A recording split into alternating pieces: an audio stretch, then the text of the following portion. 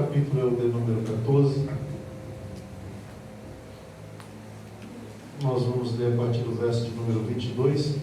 Enquanto você encontra, eu quero agradecer a Deus por essa rica oportunidade que o Senhor nos concede de estar aqui nesta casa, podendo servir a Jesus.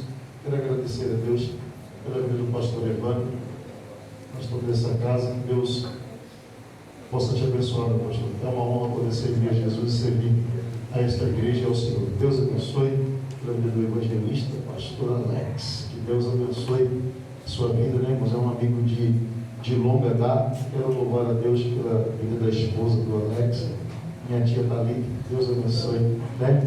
Deus abençoe esse casal tão abençoado. Eu quero agradecer a Deus, irmãos, pelo carinho desta igreja para com a minha pessoa. Desde quando eu cheguei aqui, fui bem recepcionado ali na porta, pelo obreiro ali. Que Deus abençoe, irmãos, o carinho dos irmãos.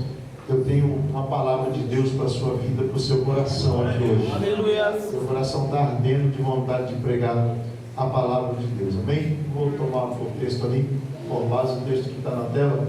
Mateus capítulo de número 14. Já vou dizer para ele, para o varão aí, que você vai trabalhar muito, viu? Já deixa separado dele. Mateus, Marcos e Lucas. Mateus capítulo de número 14. Lucas, Marcos capítulo de número 6. Nós vamos aí, em nome de Jesus, meditar na palavra de Deus. Mateus capítulo 14, verso 22 diz assim: logo ordenou Jesus que os seus discípulos subissem ou entrassem no barco e fossem adiante para outra banda, enquanto ele despedia a multidão. E despedida a multidão, subiu ao monte para orar à parte. Chegada já tarde, estava ali só, e o barco já estava no meio do mar, açoitado pelas ondas, porque o vento era ao contrário. Mas na quarta vigília da noite, dirigiu-se Jesus para eles, caminhando por cima do mar. E os discípulos, vendo caminhar sobre o mar, assustaram-se, dizendo: é um fantasma, e gritaram com medo. Jesus, porém, lhes falou logo, dizendo: tende bom ânimo, sou eu, não temais. E respondeu-lhe Pedro e disse: Senhor, se és tu, manda-me ir ter contigo por cima das águas. E ele disse: vem. E Pedro, descendo do barco, andou sobre as águas para ir ter com Jesus. Mas, sentindo o vento forte, teve medo e começou a ir para o fundo. E clamou, dizendo: Senhor, salva-me.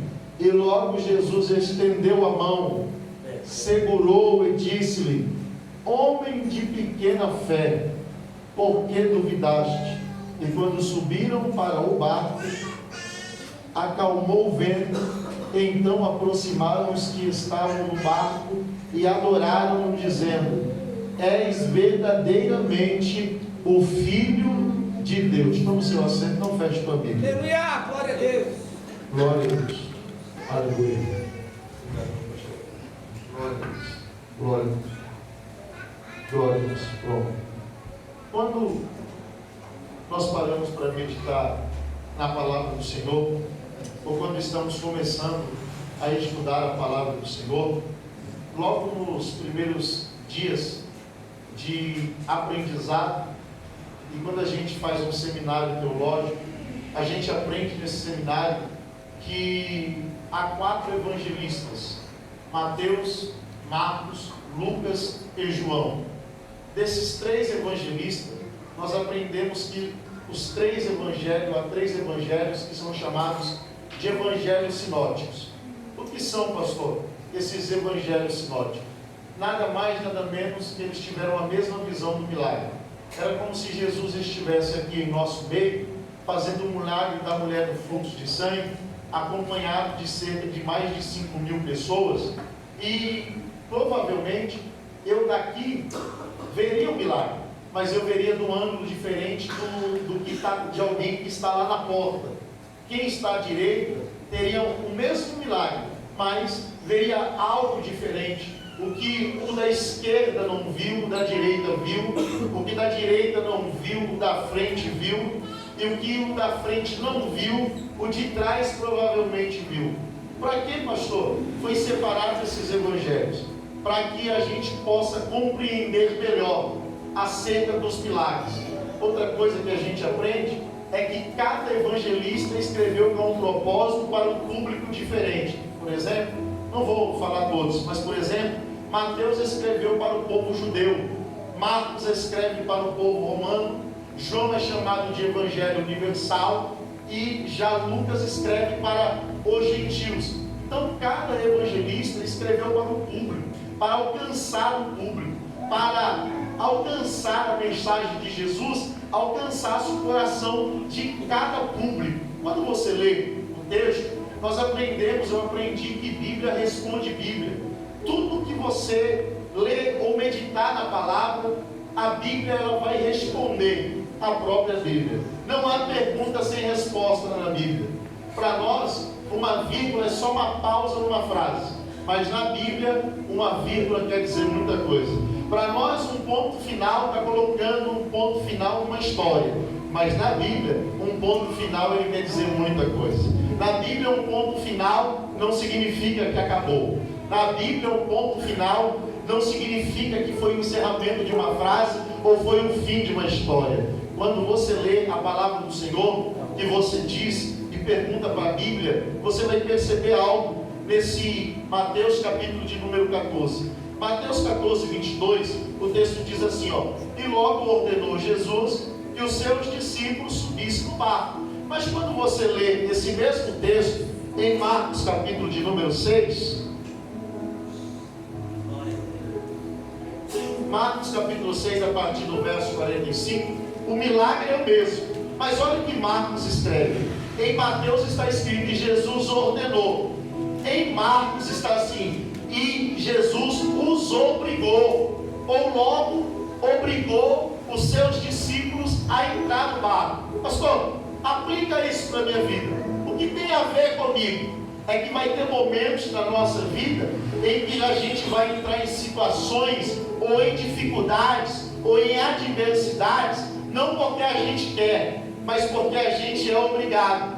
Não porque a gente quer, mas é porque a gente é ordenado. Ordenança na Bíblia é mandamento. Eles estão entrando não porque querem entrar, mas eles estão entrando porque Jesus mandou eles entrar. Então eles estão entrando para obedecer uma ordem. Eles estão entrando para obedecer aquilo que Jesus mandou. Pastor, e o que tem isso com a minha vida? É que há momentos nós aprendemos isso, que, aleluia, a luta que nós pegamos com a mão, não é o diabo, não é Deus, mas é as nossas atitudes. Nós tomamos atitudes precipitadas. Não foi Deus quem mandou, também não é coisa do diabo, mas é a minha vontade, é o meu querer. Há situações em que Deus nos permite passar, e há situações que é o próprio diabo que vai levantar situações, vai colocar embaraços no nosso caminho, vai colocar pedra de tropeço, vai colocar obstáculo para que a gente não alcance a promessa, para que a gente não alcance a vitória.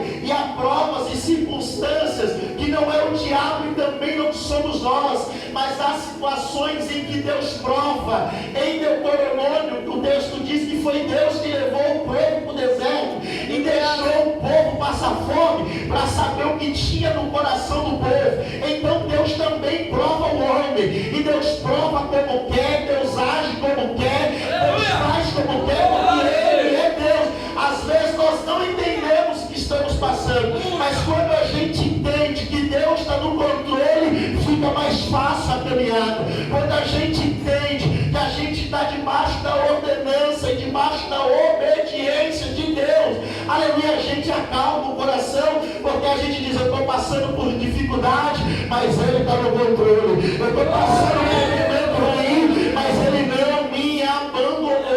Quando você lê o texto diz que os discípulos estão entrando no barco, não porque quiseram, porque são ordenados, obrigados a entrar. Quando você lê mais um texto aqui, outra coisa que Mateus não frisa, é que quando Jesus manda os discípulos ir, o texto em Mateus não relata para onde ele está indo. O texto não fala para onde esse barco está indo. Quando você lê Mateus, Parece que Jesus mandou eles entrar no barco, obrigou eles a entrar, e Jesus não deu rumo, Jesus não deu direção, Jesus não deu leme para ele. Mas quando você lê Marcos 6, olha o que a Bíblia, Marcos 6,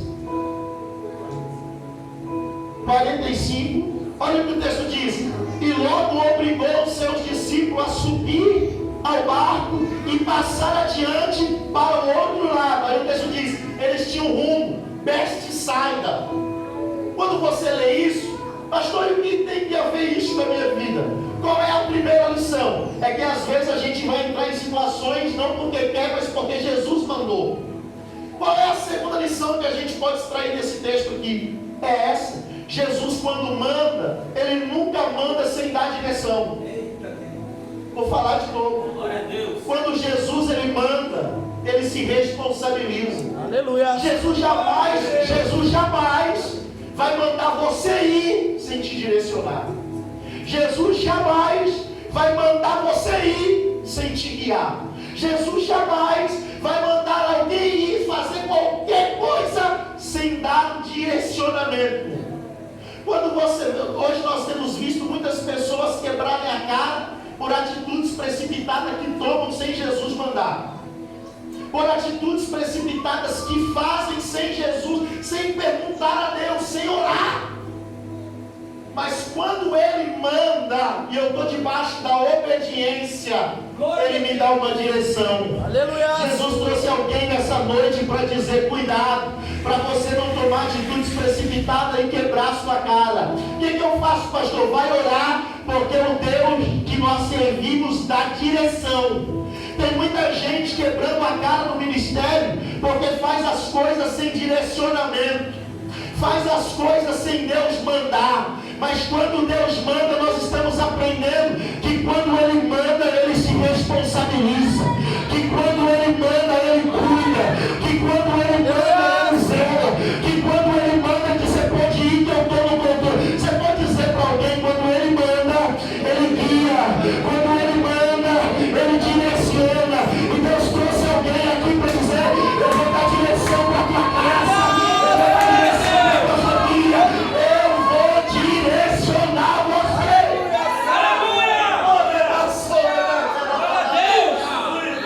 A gente não é barco sem rumo, a gente não é barco à deriva, a gente é barco e tem Ele no controle. Aleluia. Quando você lê Mateus, eu disse que Bíblia responde Bíblia.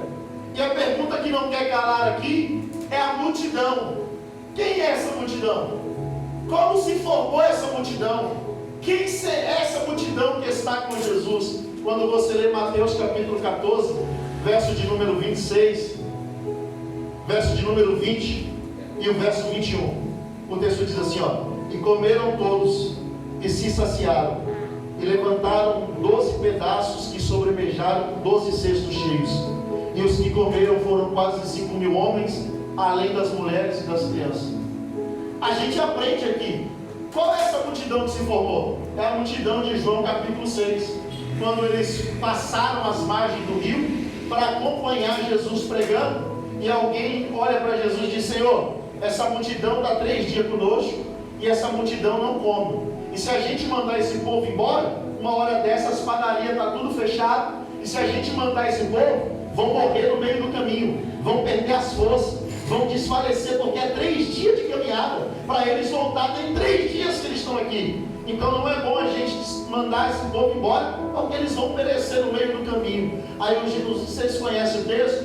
Alguém fala assim, Senhor, mas nós temos aqui um moço que tem 5 pães e 2 peixinhos. Mas o que é isso para uma multidão? Eles tinham até o dinheiro, mas não tinham onde comprar pão e não era o suficiente. Ele, Senhor, a gente até tem aqui um pouco de dinheiro, mas não é suficiente para comprar pão para todo mundo e esse povo se alimentar. Mas nós temos aqui um moço, ele não tem nome, mas ele tem pão. Ele não tem nome, mas ele tem peixe. Nós temos aqui um menino que tem 5 pães e 2 peixinhos. Os irmãos conhecem. Jesus parte o pão, parte o peixe, multiplica esses pães e esses peixes. E o texto diz que Jesus fez, lembrando, para mandar a multidão embora de barriga cheia, de barriga alimentados. de maneira que eles não desfaleçam no caminho. Só que o texto diz, essa multidão tem que ser aplaudida de pé. Pergunte por quê, pastor? Porque eles comem e ainda permanecem lá. Eles se alimentam e ainda ficam no lugar. Porque normalmente a gente vê o povo vir para a igreja, se alimentar, encher a barriga, aleluia, precisando de uma porta, e quando Deus abre a porta, nunca mais volta nem para agradecer. Só que essa multidão aqui é diferente, porque essa multidão come, essa multidão se alimenta, mas o texto diz que eles não vão embora, eles querem mais. Aí o texto diz, nós lemos aqui em Mateus, que Jesus falou para os discípulos, vocês vão na minha frente, entrem no mar, enquanto eu vou ficar aqui para mandar esse povo embora. Aí o texto diz que os discípulos entram no bar e vão embora. Marcos diz que era à tarde, eles vão embora. Jesus manda a multidão embora também, despede a multidão, e o texto diz assim, ó, Mateus, e Jesus, verso de 23, e despedida a multidão, subiu para o monte para orar à parte, e chegada a tarde estava só. Qual é a outra lição, pastor, que o senhor pode tirar do texto e aplicar para a minha vida? Há momentos da nossa vida que a gente não vai ter multidão para nos aplaudir. Jesus está nos ensinando que há momentos da nossa vida que a gente não vai ter tapinha dos discípulos nas costas. Porque quando Jesus não estava com a multidão, os discípulos estavam com ele. E rara vez você vai ver Jesus sozinho. Porque quando não tinha multidão, tinha os discípulos. Só que aqui, ele manda a multidão embora. Os discípulos entram no barco e vão embora. E o texto diz que ele vai ficar sozinho. E quando ele está sozinho, Jesus vai nos dar uma lição de o que fazer quando estamos só. Ele vai subir para o monte e vai orar sozinho. Jesus está nos ensinando que há momentos que você não vai ter gente para orar com você. Há momentos que você não vai ter multidão te aplaudindo ou alguém te incentivando, dizendo, vai orar. Coisa boa é ter amigo que ora com a gente.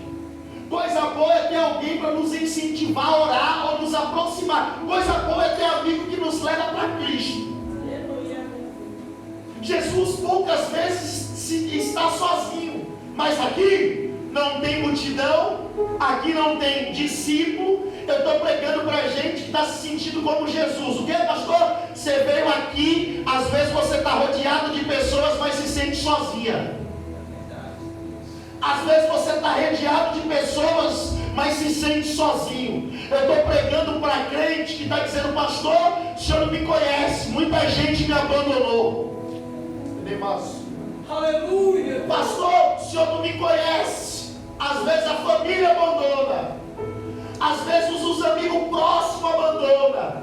Às vezes a gente se sente tão só que a gente olha e não tem ninguém do nosso lado. E Jesus está nos ensinando que quando você se sentir só, Ele é o teu auxílio. Quando você se sentir só, vai orar. E olha para mim aqui. Quando a gente se sente só, bate a solidão, bate a deprê. E depressão machuca. Solidão dói, e dói demais. Só quem andou sozinho, viveu uma vida sozinho, sabe o que é. Não ter amigos para confiar, não ter pessoas para conversar. Tem hora que a gente precisa de alguém para poder desabafar. E tem hora que a gente encontra nem família. Pastor, você está falando isso? O próprio Isaías 49:15 está escrito desta maneira. Pode uma mãe que amamenta se esquecer do filho que ela amamentou. Todavia, se ela se esquecer, eu, o Senhor, jamais me esquecerei de vós. Há momentos que vai te faltar um ombro amigo. E Jesus está nos ensinando que quando faltar, Ele foi para o monte orar, Ele foi falar com o Pai. Por quê?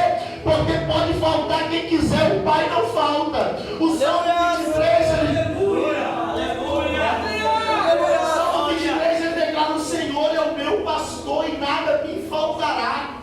Deitar-me faz em verdes pastos, guia-me mansamente às águas tranquilas, refrigera minha alma, guia-me pela vereda da justiça, pelo amor do seu nome. Olha o texto: ainda que eu ande pelo vale da sombra e da morte, eu não temerei mal algum. Você vai perceber que não tem o pai, que não tem os irmãos, que não tem a mãe, que não tem os amigos, mas ele vai dizer: tu estás comigo. Porque não, glória a Deus, porque poucas pessoas vão passar por você pelo vale, ou quase ninguém vai passar, mas o salmista diz: pode faltar todo mundo, mas tu estás comigo.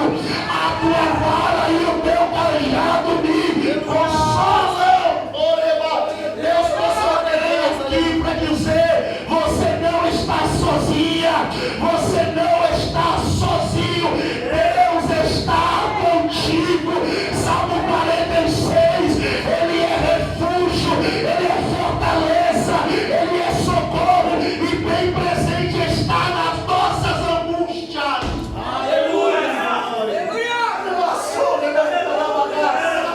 Ele vai orar. Deixa eu te falar algo. Há momentos na nossa vida que Deus vai nos separar de todos e de todos. Há momentos na nossa vida que Deus vai separar amigos, parente, profeta e quem quer que seja. Deixa eu te mostrar algo dentro da Bíblia. Os maiores encontros que Deus teve com homens, obrigado, mano. Os maiores encontros que Deus teve com homens não foi no meio de multidões, foi nos momentos só. Você quer ver? Gênesis 32. Jacó está passando pelo vale de Jaboque. Aí o texto diz: e fez Jacó passar tudo que tinha. E Jacó passou as mulheres, Jacó passou os filhos, Jacó passou os seus bens e toda a sua riqueza. Aí o texto diz assim: porém Jacó ficou só. O anjo não apareceu quando ele estava rodeado de pessoas. O anjo apareceu no próximo versículo, onde diz: quando ele ficou só, o texto diz: e o anjo do Senhor lhe apareceu. Você quer ver o Elias? Elias está dentro de uma caverna, quer parar com tudo. Ele vai chegar e vai desabafar: Senhor, só eu fiquei, eu sou zeloso, só eu fiquei. Aí quando ele entra dentro da caverna, Deus fala assim: o que fazes aqui, Elias? É nos momentos de solidão que Deus vai se manifestar. É nesse momento, quem sabe, esse momento foi Deus te separando para dizer: eu quero um tete a tete com você. Quem sabe, é que você não entende. Às vezes Deus te separou de certas amizades porque você estava tirando a tua comunhão, perdendo a comunhão, e Deus falou: eu vou te separar para a gente ter uma conversa. Meu Deus. Esse momento de solidão não é para a tua derrota, não é para o teu fracasso. É Deus querendo: eu quero você de volta para mim. É Deus dizendo para alguém: eu quero me relacionar com você de novo. Eu quero ter um particular com você de novo. Porque às vezes amigos atrapalham o relacionamento com Deus, atrapalha a intimidade com Deus, atrapalha a comunhão com Deus. E às vezes essas pessoas não estavam edificando nada, e Deus separou para dizer: eu quero você de volta. É Deus querendo que você ore, entenda isso. É Deus querendo você sozinho. É Deus querendo se revelar para você. É Deus querendo mostrar o que Ele tem para fazer sobre a tua casa, sobre a tua vida, sobre você. Quando você lê o texto, aí o texto diz assim: ó, despedida a multidão, ele foi orar sozinho. Aí o texto diz assim: ó, e o barco já estava no meio do mar, sendo açoitado pelas águas, porque o vento era contrário. Quando Jesus não está no barco, ele está no monte orando, nós lemos. Aí o texto diz que o barco com os discípulos já estão no meio do mar, e enfrentando uma forte tempestade e vento ao contrário. Lembra que Jesus disse para eles: vocês vão chegar a Betsaida. Só que no meio do caminho, eles vão enfrentar, no meio da travessia, eles vão enfrentar um vento contrário, que está batendo no barco e está causando medo, está causando neles pavor, e eles não conseguem mais tirar tanta água do barco. Os discípulos aqui, eles já estão acostumados a enfrentar a tempestade. Primeiro, eles são pescadores. Segundo, eles já tinham enfrentado a tempestade. Eu já ouvi muita gente dizer: irmão, por que na hora da tempestade? Não deixe Jesus dormir no teu barco. Acorde Jesus. Quem já ouviu isso? Nunca deixe Jesus dormir. Se Jesus está no barco, dá o controle para ele. Aí o Espírito Santo me falou uma coisa: disse, meu filho, é melhor ter Jesus dormindo no barco do que olhar para a polpa e não ver ele. Olha para mim, eu vou falar de novo. É melhor ter Jesus dormindo na polpa do barco do que olhar para a polpa do barco e não ver ele. Olha para mim, na outra tempestade, que o barco estava se enchendo, o texto diz que Jesus estava na polpa do barco dormindo. Eles tentaram de todas as maneiras. Quando eles não tiveram recurso, que acabou o recurso, eles foram lá e disseram: mestre, o senhor não se importa com nos perecer. Jesus levantou, acalmou o vento, acalmou a tempestade e fez bonança. Só que aqui não. Aqui eles estão enfrentando o vento, eles estão enfrentando tempestade, vão olhar para a polpa. A pergunta é essa: cadê Jesus? Olha para mim. Vou conjecturar. Era para ele estar aqui conosco, mas a gente não era para estar aqui. Mas ele mandou a gente entrar, ele nos obrigou a entrar e nos abandonou. E agora vamos perecer. E a pergunta é essa: cadê Jesus? Aleluia! Aleluia! Glória! Não vem com conversa não. Tem hora que a gente pergunta: Deus, onde o senhor está? Quem não corou? Dizendo: Deus, eu não queria entrar nesse barco aí, eu só entrei porque o Senhor mandou. Senhor, não era nem para eu estar louvando, mas eu estou louvando porque o Senhor mandou. Deus, não era nem para eu estar fazendo a obra, eu só estou fazendo porque eu acreditei na tua promessa. O Senhor mandou, eu ouvi tua voz, o Senhor levantou alguém para falar comigo e eu estou aqui. Só que tem momentos que a gente vai obedecer. Deixa eu te falar algo de obediência. Por causa da obediência, Daniel foi jogado na cova dos leões. Por causa da obediência, Sadraque, Mesaque e Abednego foram jogados dentro da fornalha. Só para botar por obediência, Jesus aceitou a cruz. E você não quer passar nada. Você não quer enfrentar luta. Você não quer enfrentar dificuldade. Você não quer enfrentar problema. Você não quer enfrentar vento. Jesus mandou você entrar. Eu vou falar de novo. Quando Ele manda, Ele se responsabiliza. Você está com medo por quê? Meu Deus.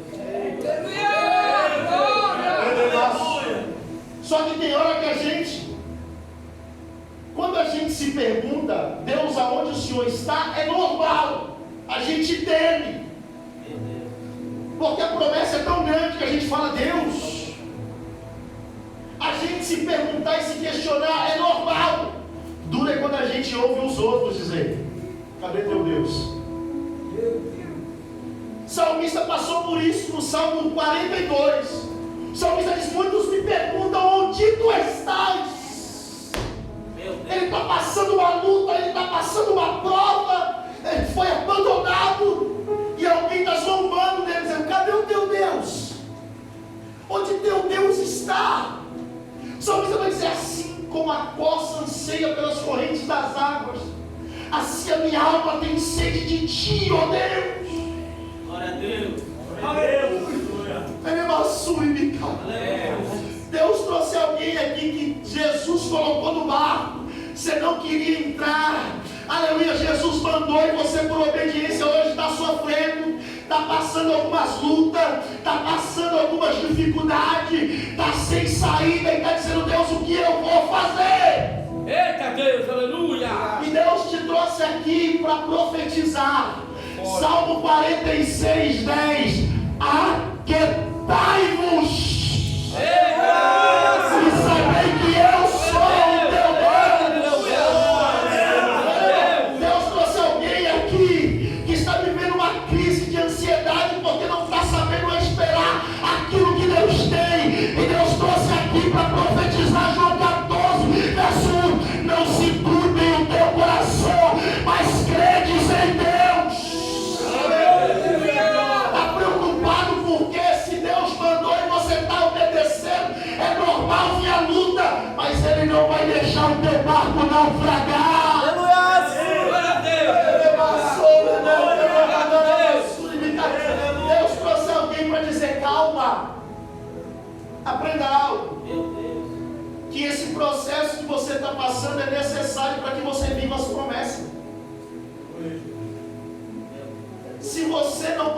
pelo processo, você não vai viver as promessas.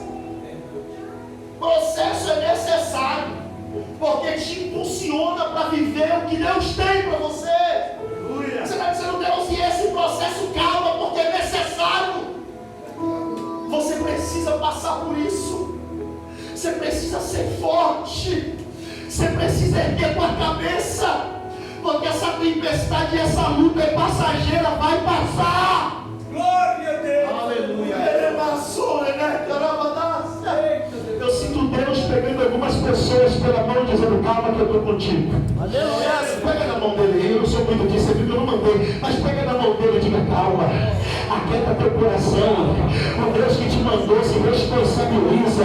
O Deus que te fez promessa é fiel para cumprir o que ele prometeu. Calma, vai chegar a tua hora, calma, vai chegar o momento da tua casa, calma, essa porta vai se abrir, calma, está chegando a tua hora, vai chegar o teu momento, calma.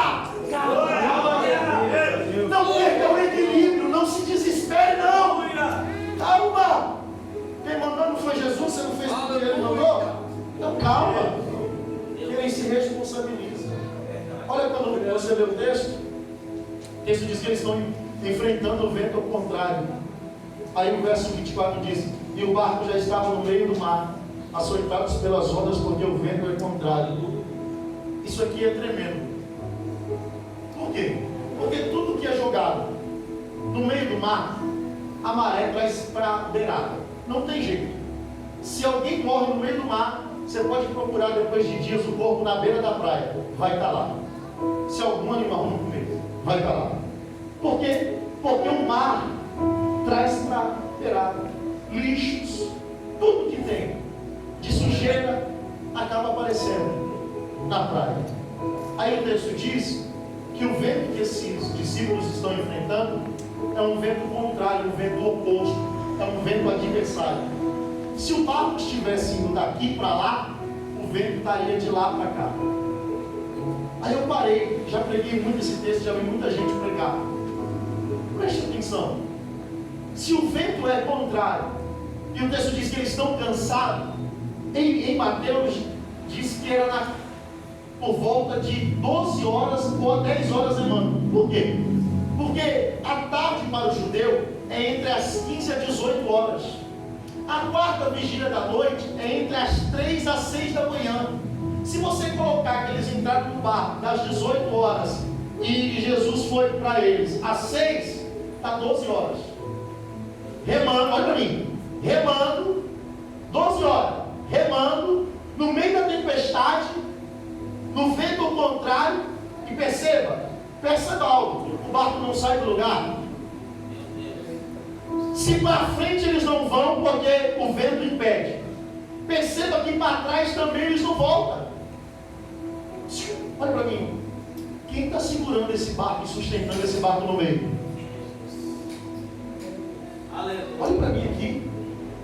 Se para trás não volta e para frente não vai, tem algo sobrenatural acontecendo. Eles remam e não saem do lugar. Se para frente não anda, para trás também não volta. Eu gosto do louvor para encaixar aqui. É a tua mão que me sustenta. Aleluia. Quem é que você acha que tem te sustentado de pé até aqui? Tem dia que você quer parar, tem dia que você quer desistir, está enfrentando um problema, a luta é travada, e você tem promessa na tua casa, mas não vê a promessa aí para frente. Aleluia, glória. Você não vê teu casamento andar e está cheio de promessas que Deus ia fazer. Aí você ora e diz, Senhor, estou sem força, não aguento mais remar nesse casamento sozinho. E não vem com conversa não, tem momento que as forças vão embora. Ou você vem para a igreja todo dia forte. Tem dia que a gente vem sem querer vir. Tem dia que as lágrimas rolam sem a gente querer. É enfrentando um problema, é enfrentando luta, e a gente vem para a igreja e Deus vai fazer, Deus vai salvar, Deus vai agir, Deus vai entrar. E a gente rema, ora, jejua, busca, e a gente não vê às vezes nada acontecer. Sabe por que você não parou ainda? Porque as mãos de Deus têm te sustentado. Sabe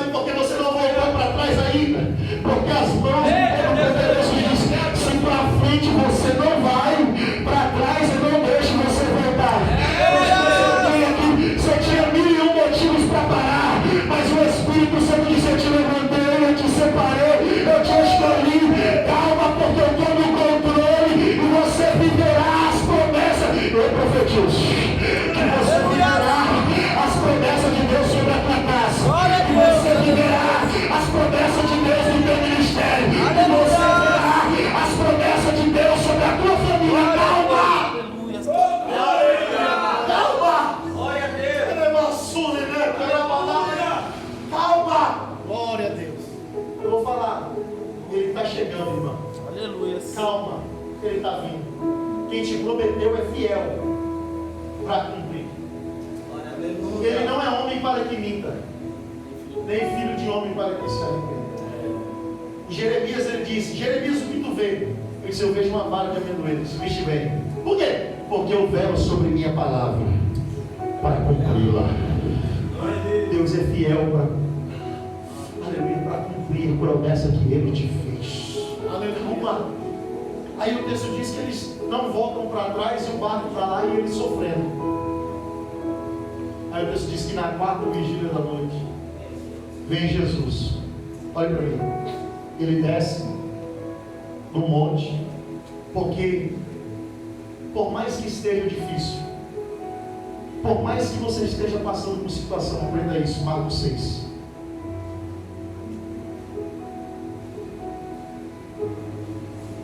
Por mais que esteja doendo, não desista. Aleluia.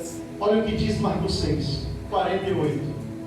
E vendo que se fadigavam a remar, porque o vento era o contrário. Isso aqui é lindo. Olha o que o texto diz. E vendo que se fadigavam a remar, porque o vento lhe era os contrários, perto da quarta vigília da noite, aproximou-se deles andando sobre o mar. Olha o texto. E queria passar adiante. Qual era a intenção de Jesus? Passar na frente deles. Qual era a intenção de Jesus? Assumir o controle.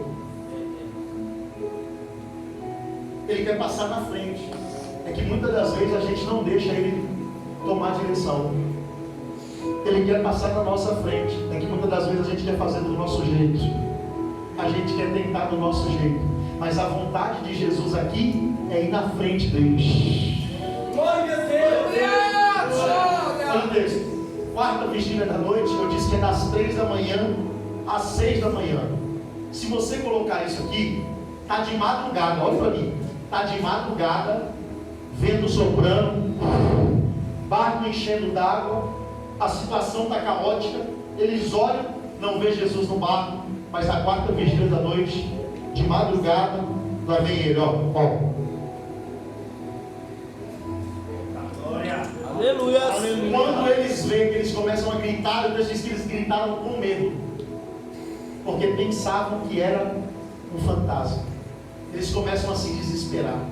Aí Jesus diz assim, ó: não temas, sou eu. Pedro vai olhar para ele e dizer: se é o Senhor, permita que eu vá andando sobre as águas. Mas eu quero frisar a parte A do versículo. Não importa a situação. Tem hora que a gente vê, olha para o barco e diz assim, ó: Jesus, onde tu estás? Aprenda algo. O fato de Jesus não estar no barco, ou o fato de você não estar vendo Ele, não significa que Ele não esteja te vendo. Por quê? Olha o que o texto diz. Marcos 6. Volta ao versículo 48. Olha o texto. E vendo que se fadigavam a remar, eles estão no barco. Jesus está no monte. Em João capítulo 6 diz que eles estão distantes de Jesus de 28 a 30 estádios. Sabe o que significa? De 3 a 4 quilômetros de distância eles estão de Jesus. Agora olha, madrugada, vento ao contrário, não era um Titanic, era uma jangada pequenininha, barquinho de pescador no meio do mar, era como se não fosse nada, a 4 quilômetros de distância. Eles olham para a polpa, cadê Deus? Cadê Jesus? Não está lá. Mas o fato dele não estar não significa que ele não esteja te vendo. Porque eu penso assim, ó, e vendo Jesus, sabe o que Jesus disse? Eu nunca perdi o controle. É Jesus dizendo para alguém aqui: por mais difícil que seja a situação, o meu olhar nunca te perdeu. Jesus está vendo como está a tua casa. Jesus está vendo como está a tua família. Pô, pastor, está difícil demais. Ele está te vendo. Esse está te vendo aqui significa que ele mandou e ele nunca perdeu o barco de vista. É Jesus dizendo: eu sei o que você está passando. Eu estou vendo a tua luta. Eu estou vendo a tua dor. Eu estou vendo o seu sofrimento. Eu estou vendo o vento que está. Eu estou vendo essa luta que você está enfrentando. Deus está dizendo para alguém aqui: eu estou vendo tudo. Deus trouxe alguém para dizer: eu nunca perdi o controle, viu, moça? Desde quando eu olhava para você, Deus fala para ela assim: levantar a cabeça e fala para ela que está difícil, mas eu nunca perdi o controle. Você entra aqui sorrindo para não chorar. Tem dia que a tua vontade não é vir, mas o Espírito Santo me trouxe aqui para dizer: calma, porque eu sou o Deus que vê, calma, porque eu sou o Deus que sonda, calma, porque eu nunca perdi a direção da tua casa, da tua família, da tua. Está difícil, pastor, o vento está soprando, eu não saio do lugar, mas ele lá do céu está te vendo e dizendo: fala para ela que eu estou contemplando, estou vindo. Ele vai chegar, ele vai chegar, ele vai chegar. Calma que ele está vendo e ele vai vir. Eita, glória! Viva, meu Deus, é forte Deus. Sabe quando Jesus veio? Aleluia! Quando o texto diz assim, ó, eles estavam cansados de remar. Sabe quando Jesus desceu? Porque Jesus desceu porque está vendo que se ele não desce, eles iam largar o remo. Traduzir para você? Jesus desceu quando as forças acabou. Quando eles olharam e disseram: não tem mais força, a gente não está aguentando. Aí ele disse: eu vou descer. Quando ele vem descendo para ir ao encontro dos discípulos, ele diz: calma, não tem mais, sou eu. Pedro vai olhar e diz: Senhor, se é o Senhor mesmo, permita que eu vá andando sobre as águas. Então diz que Jesus vai olhar para ele e disse: vem. O Pedro parece que dá um nó na cabeça, porque o mesmo com o vento, o barco enchendo d'água, o lugar mais seguro para estar é ainda dentro do barco. Maré, imagina o mar, ondas altas, imagina. Na madrugada é de causar pavor, não tem luz elétrica, é de causar medo. Ouvindo uma voz e uma roupa branca: vem, pode vir. Aí alguns dos discípulos: você vai descer? Eu disse: vai, porque para viver o que ninguém nunca viveu, tem que ter coragem. Aleluia! Glória! Vem, Pedro. Alguém vai ter. Irmão, a gente pode falar de Pedro muito. A gente pode falar que Pedro era desviado, que andava armado. A gente pode falar que Pedro negou. A gente pode falar muita coisa de Pedro. Mas aqui, a gente tem que louvar Deus pela vida de Pedro. Porque no meio